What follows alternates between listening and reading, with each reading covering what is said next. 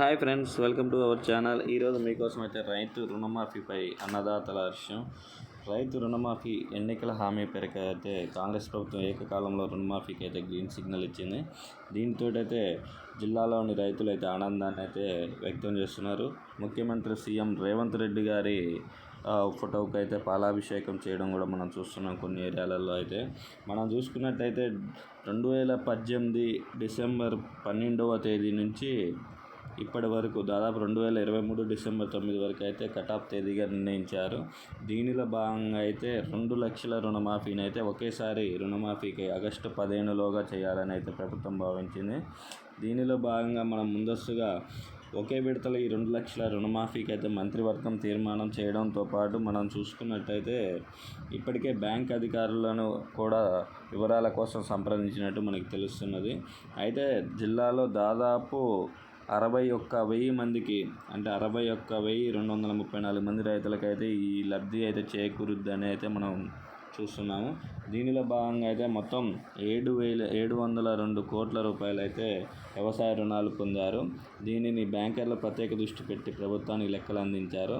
త్వరలో అయితే మార్గదర్శకాలు అయితే విడుదల చేసి ఒకేసారి 2 లక్షల రుణమాఫీ చేయడానికి అయితే ప్రభుత్వం సిద్ధమైంది. కానీ దీనిలో భాగంగా అయితే ప్రభుత్వ ఉద్యోగులకు, ఐటీ చెల్లింపుదారులకు అయితే మాఫీకి అనర్హులే అని ప్రచారం అయితే జరుగుతున్నది.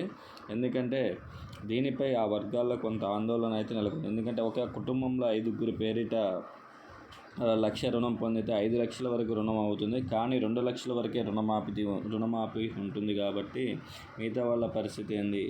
రేషన్ కార్డు కూడా అనుసంధానం చేయాల్సి ఉంటుందనే చర్చ అయితే కొనసాగుతుంది. మరి గత ప్రభుత్వ హయాంలో అయితే 4 విడతలుగా అయితే రుణమాఫీ చేశారు.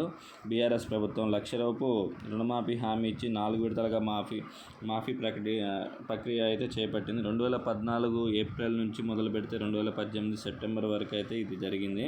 అయితే తొలి విడతలో 25,000, రెండో విడతలో 50,000, మూడో విడతలో 50,000 నుంచి 1,00,000 వరకు రుణమాఫీ చేశారు. కానీ దానివల్ల అయితే పెద్దగా ప్రయోజనం అయితే చేకూరలేదు. రైతులకు వడ్డీకే సరిపోయిందని అయితే విమర్శలు వచ్చాయి. దానిలో భాగంగా ఇప్పుడు సీఎం రేవంత్ రెడ్డి గారు అయితే ఒకేసారి 2 లక్షల రుణమాఫీకి అయితే ముందుకు వచ్చారు. కాబట్టి ప్రజలు కూడా సీఎం రేవంత్ రెడ్డి గారికి అయితే పాలాభిషేకం చేయడం మనం చూస్తున్నాం.